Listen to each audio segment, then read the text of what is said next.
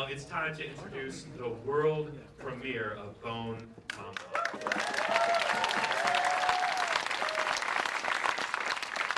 I would like to bring to the stage to join me Mr. S. S is for spectacular Craig Zoller. Come on down. It might be for Steve, I'm not sure. Today is spectacular.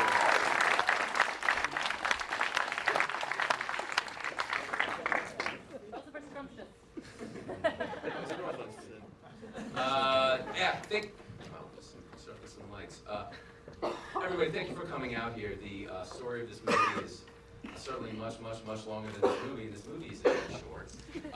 But it took a long time to get made, and it went through a bunch of different incarnations. But the only way something like this happens in the 21 days that it happened is you get everybody really going for it, because certainly I don't think any of the actors came on board for the payday. And so they were really supportive of the material, and obviously had to have a lot of trust in me as the first-time director. I've done some shooting as a DP and directed some theater, but this is a completely different animal. And with all these locations and horses and the size of this cast, it was something that I was regularly told by all crew people in private leading up to the shoot, something that everyone thought was impossible. So the only way something like this ever happens is by tons of people giving 100% and 110% and more than that. So I'd like to thank all the people who are here. Fred Raskin, the editor. We've got Richard Jenkins. We've got Matthew Fox. Patrick Wilson. They believed in the material, and that's how it happened. And they brought a lot of artistry to it. Really appreciate it. I wrote this thing at the end of 2011, and there were versions in New Mexico, Utah, which I'd scouted, or Romania, that existed before this version that we did. And it was a push, and the inexorable push by Dallas Sonier, who's my manager and producer.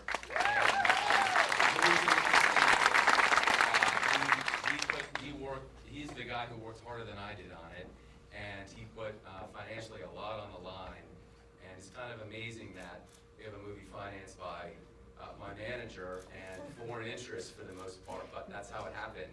And in the end, this is the movie I wanted to make. So everybody who worked on it, thank you very much. And everybody else, thank you very much for coming out here. Awesome. So we will have a rousing Q&A after the film, and then immediately after that, there's going to be buses waiting outside, out front on the sidewalk, somewhere. I'm not sure exactly. They're the big ones. They're like the big-sized cars. You'll know what they look like. Anyway, and that'll take you over to our western town. We're having a Bone Tomahawk themed.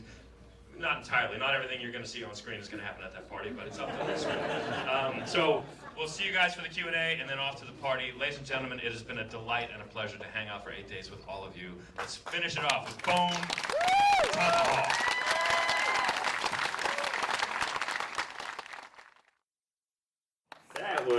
That was violent. I would like to bring down the stage Mr. S. Craig Zoller, director of the wonderful, the tremendous Bone Tomahawk. Come on down.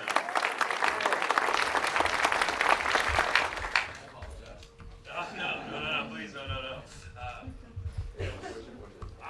I'm going to leave it up to you. We have a ton of chairs here, so you tell me who's coming down for this Q&A. Well, I'm hoping that we're going to have the producers and the actors who are present come down. Yeah, come on down, everybody.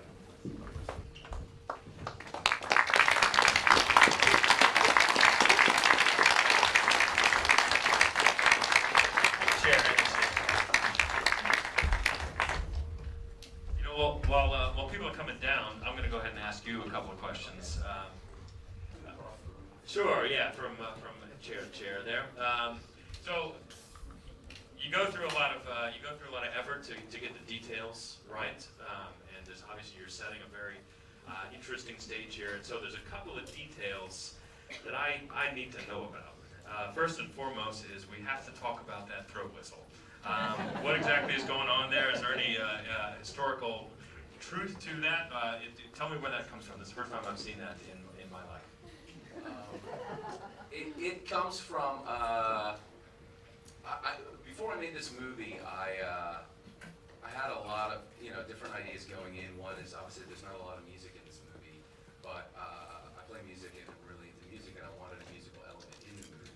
So it was sort of reverse engineered in that way, as I wanted a musical element in the piece, but I didn't want to have a lot of emotional cueing with music, which, hey, there are movies that are better than this one that are loaded with music, but that just wasn't going to be the style of this movie. So it was engineered that way, and just in terms of something that would be distinct with the troglodytes, as opposed to other things that you've seen in a picture like this. This next question is for Richard and the actors, for everybody. Something that I actually wasn't prepared for. I was prepared actually that it was going to be violent. I actually knew it was going to be violent. I didn't know it was going to be damn funny. That took me by surprise. I want to know if that was all the way there in the beginning, or Richard, if you contributed to some of that, just your character in particular. Well, you hear me? Yes. Can you hear me now? Yeah. He made me take the clown nose off after the first day of rehearsal. I was not happy about it. No, I mean, the humor was there from the, yeah, it was always there.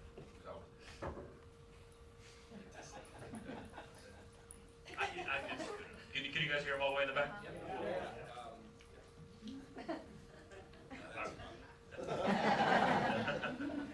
So all in the script, not anything of your innate comic timing. Did you add anything to the script? Well, the timing is certainly all these performers. I mean, you can kill a great joke or make something out of nothing with timing. I mean, that's certainly there. So there are absolutely little moments that each of these guys found. It wasn't as much ad-libbing as finding moments in between, but there were certainly lines. And again, it's on the page, but anyone can murder it or make it great, or somewhere in between. So it was these performers. Well, you guys all made it great. You guys are all funny. And the other sort of aspect of the film, this is true with a lot of westerns. It looks just fucking miserable out there. It just looks like the worst. You're so sweaty. It's so hot, seemingly. Was this as gnarly as it looks? What was the any particular trials and tribulations of shooting this thing, or was it just a waltz in the park? I mean, we're actors making a movie. We're not, digging ditches. So it's all things relative. I mean, come on. It was. I think. I always find when you've got a movie that's done in 21 days, I think you actually get different performances than perhaps we would have if this would have taken 4 or 5 months. There's something to just kind of digging in and going, look, we're just going to slam through it. It's going to be long hours, but it'll be over soon. So you know what I mean? But it was. Look, we were all happy to make the movie, so no one complained about it being hot. I mean, you're going to be, it's, come on, we're making a movie. It's nothing worse than actors complaining. It was so hot, the desert, and the sun, the dust everywhere. They're not here anymore, so they've already left the building, so I can say there was another Western, and the actors were very upset about how awful it was. So you guys are pretty tough. So another little tiny detail of the film that I particularly liked was the name of your saloon, the Learned Goat. It's quite a name. Again, much like the throat whistling, it's something I've never seen in a Western before. Is there a backstory behind the Learned Goat? Well, I should certainly tip the hat to all the amazing art department that came through in this, and they're literally pulling this stuff and painting it as we're going with very little time and even less money. And I just tried to think of a distinctive name that sort of fit with the bartender in terms of his personality. And then I said, I think it would be good with a monocle. And then he came with a monocle and a top hat. Said, that's fantastic. That's collaboration. Well, I hope this movie meets with as much success as American Werewolf in London, because you can get Slaughtered Lamb T-shirts, and I would actually much prefer to have a Learned Goat T-shirt. So I hope. All right. You guys make all those cool prints, so you can get on it. So So why a Western? We don't actually see too many Westerns. I know that, I hear tell there's another one coming out later on this year, but nonetheless, there's not that many Westerns. So what is it that draws you to the Western genre to make one in 2015? Initially, I was watching, this is like 2011, I was watching a lot of micro budget gore movies, and I said, I'm just gonna do one of these. At that point, I'd sold 22, 23 different screenplays to the Hollywood machine, and not seen one of them made. So, I was having, some success with my novels were getting published, and my the albums were coming out that I was making, and so I was thinking of just doing this little like indie, really rough horror movie, and I had a meeting with my agent Julian Twan, who's out there somewhere. He's the guy who got me out of the catering kitchen. Thank you very much. And Dallas Saunier, and we were talking about this this movie. And at that time, I'd already written 4 westerns, 2 novels, and a screenplay called The Brigands of Rutherford, which had really set off my career as a screenwriter. At least, making money as a screenwriter and kind of, writing theoretical movies that are never made. And so Dallas and Julian said, what if you do a Western? And I said, well, that's great. I probably can't put that on my credit card. And that was the genesis. And then, the normal I think that was a 28-day script. I had the new thing, and then we messed around with some finance entities that wanted to tell us what to do and what shitty people to put in the movie, and that didn't last real long. And then we just started going out to talent, and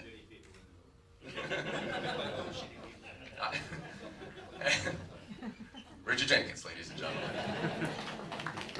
Certainly. Emmy Award winner, Richard Jenkins.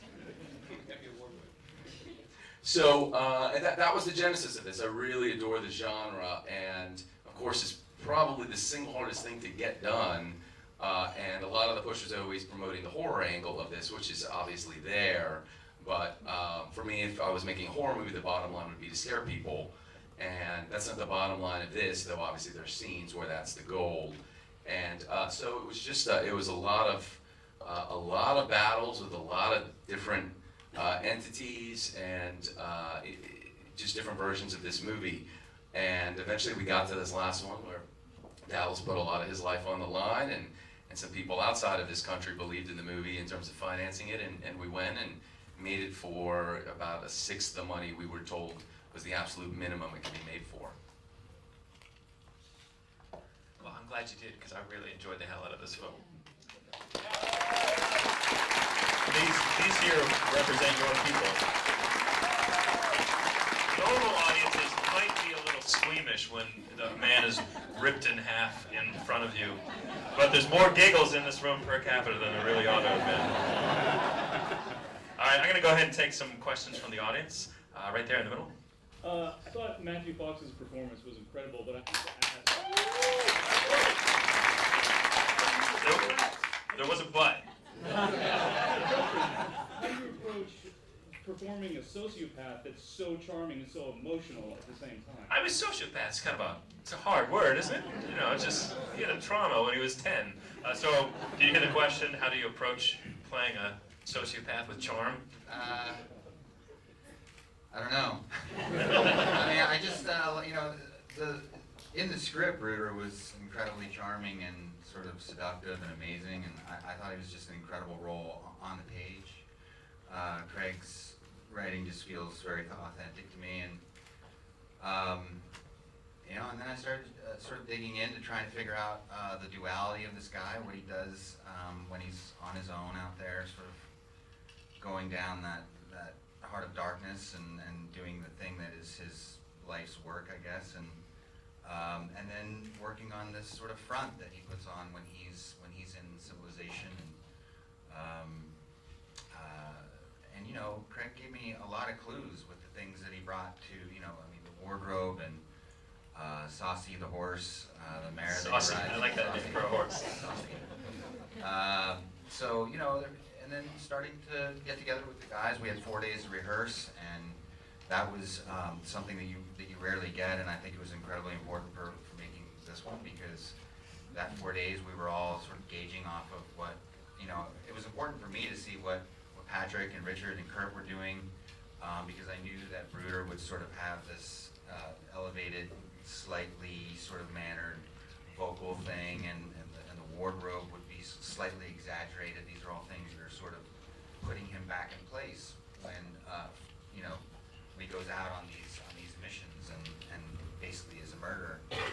So it was just a lot of sort of letting it develop over the process, and having that time with these guys around the table to talk through scenes was invaluable, and I think really important for the movie. Takes from row here. This for Craig. This being your first feature, was it overwhelming to have such an awesome cast? Yes. And I should, there's another theater, I remember now that I should be repeating the questions. I apologize. Hopefully you guys have gotten context clues from the previous one. So was it overwhelming working with this stupendous overabundance of talent from the acting pool for your movie? Certainly, that's not a leading question. The reality is, there's no way this movie happens at all at this quality level without performers like this. It wasn't it wasn't overwhelming. It was, this is the only way this is getting done well. You need people who, on the first take, are giving you something good or very good, and sometimes it's a little direction, sometimes a lot of direction, sometimes no direction. And you need people who are really involved and really committed and really jazzed about what they're doing to get to that spot. And in terms of being overwhelmed or starstruck or any of that sort of stuff, the reality was, I knew how much Dallas had on the line, and I made a promise to him prior to making the movie that no matter what, there would be a complete movie at the end.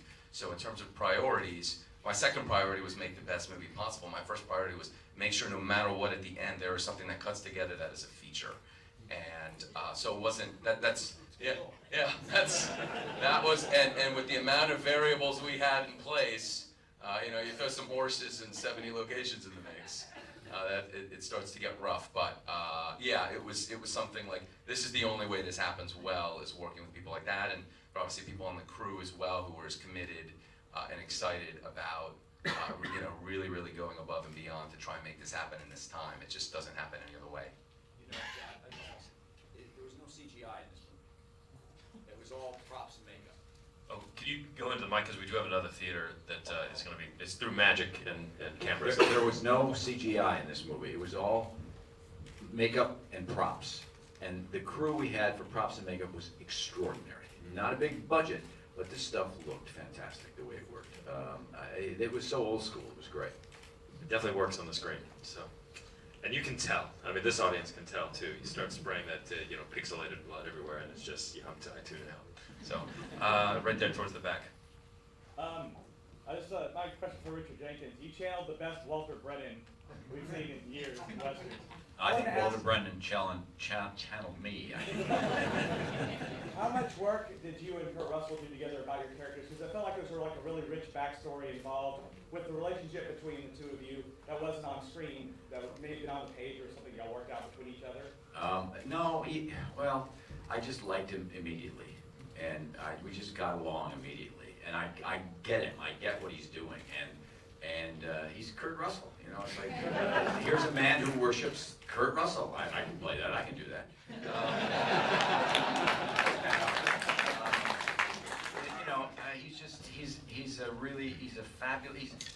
He's a real problem solver, and we got on immediately. And through the 4 days we rehearsed was really helpful. Yep. Went out to lunch, got to know each other a little bit.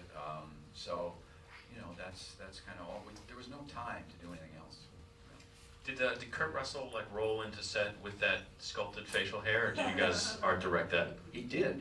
He did. And I saw it and I said, I'm going to shave. I'm not going to do that.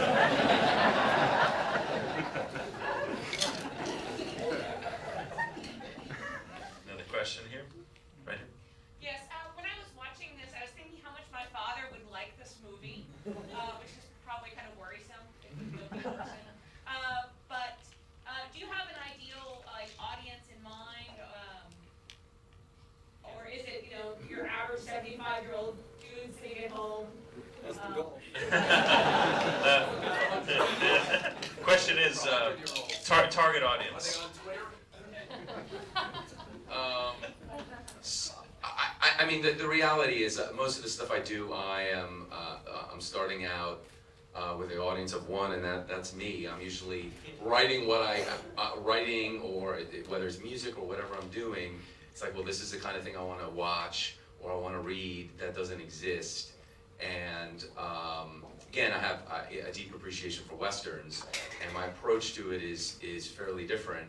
But I wanted a Western that was surprising, but you walked out of the theater, certainly my hope is you're thinking about these characters, maybe some of the mystery of the troglodytes, but it's a character piece, it's an ensemble piece, and these guys really killed it.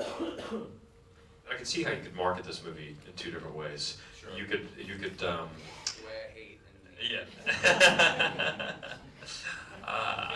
Yeah. The sell tickets. I got a ticket right here. Oh, it's a ticket right here? No, it's a question right here. The writing was superb. Thank you. The dialogue. And I'm just wondering, the kind of Western you don't see anymore. It's got this kind of twisted, mystical weirdness that you might think of El Topo and Cormac McCarthy. What kind of influences have you had in that realm, writing and cinematic? So, question for the other theater is your cinematic influences, and also, just so you know, there was a smattering of applause in the audience for the quality of the writing before this question was posed. smattering. In terms of influences, again, it comes from the beginning of me writing the Westerns came from I went to a festival and watched 18, 19 classic Westerns, of which I thought about 6 or 7 were really good. So it was more the Western I wanted to see. We had a book that we took around when we were trying to sell it and make this movie in Romania or wherever. And in terms of the style and the style reference points, I had Krzysztof Kieslowski, Larry Clark, John Cassavetes. It was different stuff because I knew, to me, as I worked as a cinematographer, and I said, what needs to happen on the set is there need to be good performances that I capture, and everything else is frosting. And that's one of the reasons I stopped being a cinematographer. It's like, if the script isn't there and the performances are there, who cares if it looks good? I certainly don't. And so that was the direct influences are kind of obscure. I mean, I'm a huge Peckinpah fan, and Bud Boetticher, and Anthony Mann, and Sergio Leone, and all that stuff. But this isn't really like any of that, and a little more, I guess, this Euro, and I'm a huge fan of Takeshi Kitano, but this is, this guy's not making Westerns, he's doing Yakuza movies and little boxing dramas.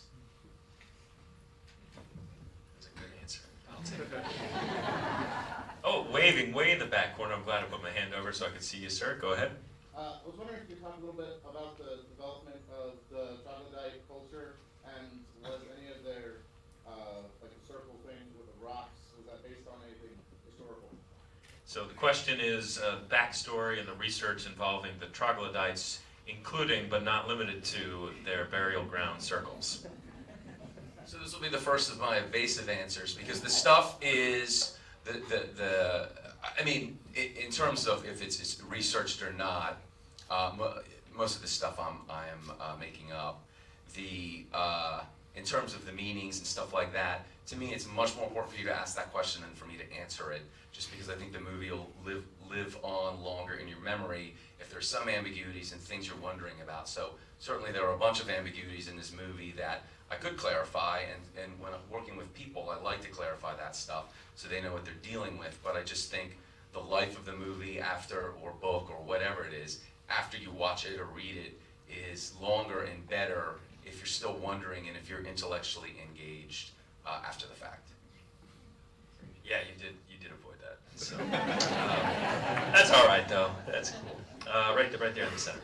I'm curious what each cast member found the most satisfying and the most challenging in the process of making the movie. Satisfying and challenging. What were the most satisfying and challenging moments of this production aimed towards the actors?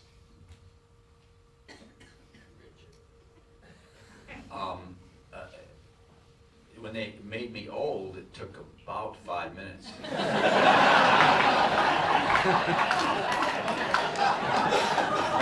I was a little disappointed.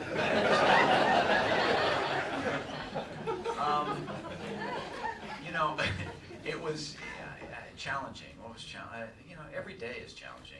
You know, you want to get it right. You want to make it live. That's it. Just make it live. And so I don't have any. There was no time that I thought, oh, this is going to be the hard one. This is good.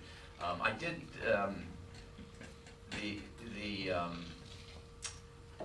flea circus speech was kind of like was the last day, I think, and I was like, come on, when are we going to do this? Let's go. So that was a little pressure, but no, other than that, it was easy peasy. 21 days, baby, just shove it.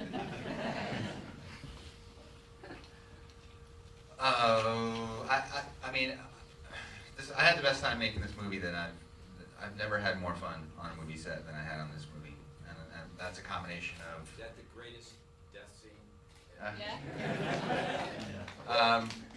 And that's a combination of me always wanting. I've always wanted to do a Western. I've dreamed of doing Westerns since I started, getting into this business. And but it's also, partially, largely due to working with this group of people. It was just an absolute blast. It was a lot of work. It was difficult and some long nights and stuff. So I guess it was both very challenging and one of the most satisfying experiences I've had telling the story. It was fantastic.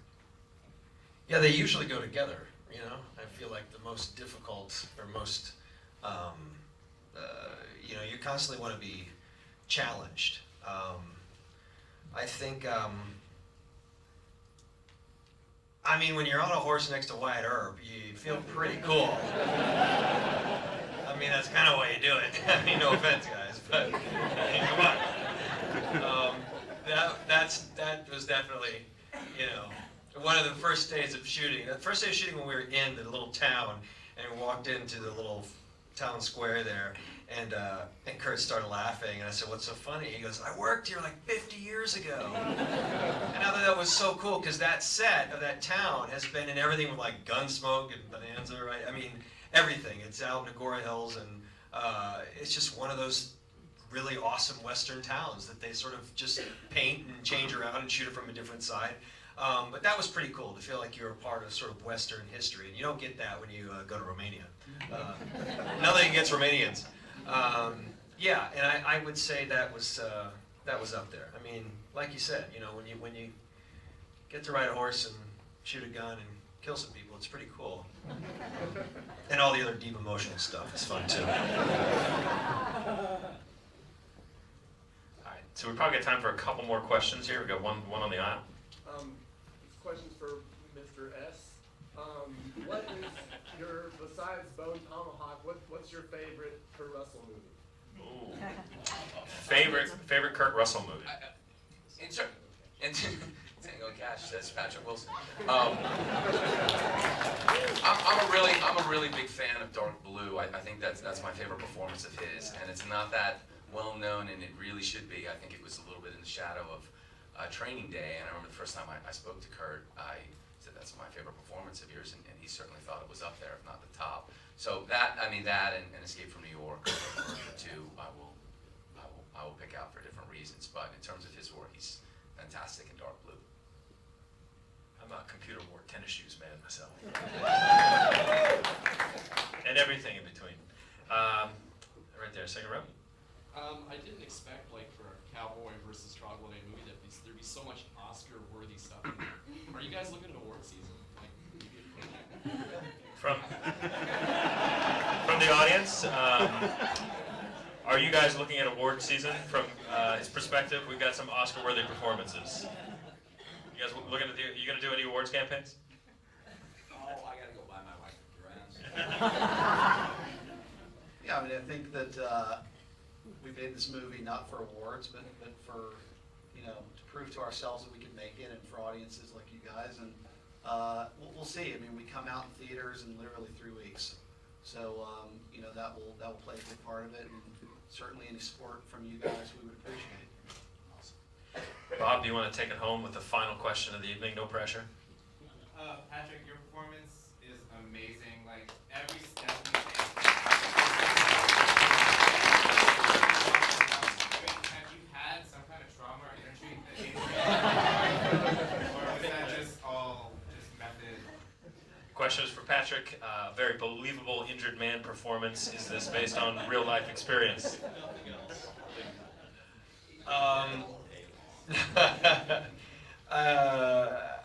You know, I think we were careful to sort of chart how bad it was, because you can't really, you know, the first time you see me walk is when Kurt comes to the door and I'm in my socks and go across that wide shot. And I remember thinking, you know, there's a couple ways to play that. Either we're just powering through, or it's super, super painful, because you've already seen me laid up in bed. So it was really just about trying to chart that, you know, and give Craig a way to get in there, and so it sort of does grow, especially when he keeps falling, and you know, I don't know why I'm laughing, and it's pretty painful to watch, and you know, so yeah, I mean, no, the answer is I've never had any. Well, that's not true. I actually did break my leg, so the only way I know how to use a crutch is on my right side. So I remember sort of choosing, like, I'd love to have it be my right leg.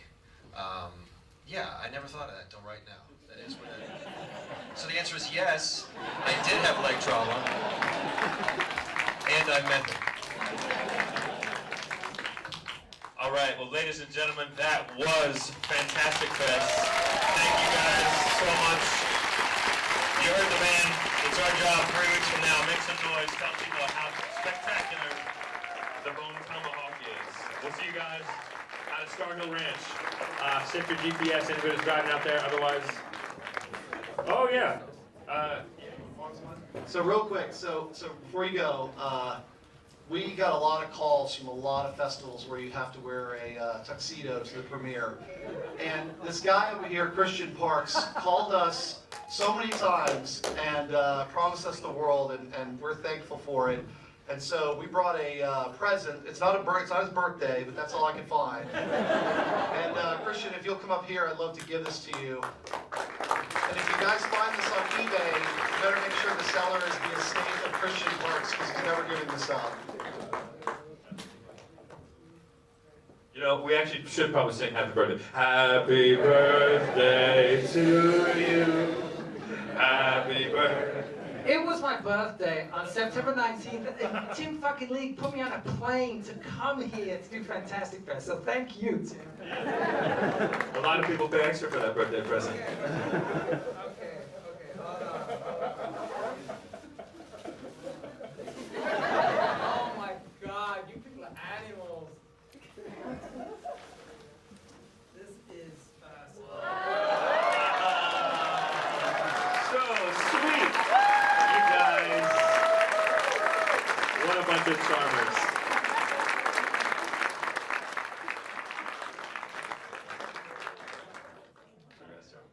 All right, we'll see you guys on the show.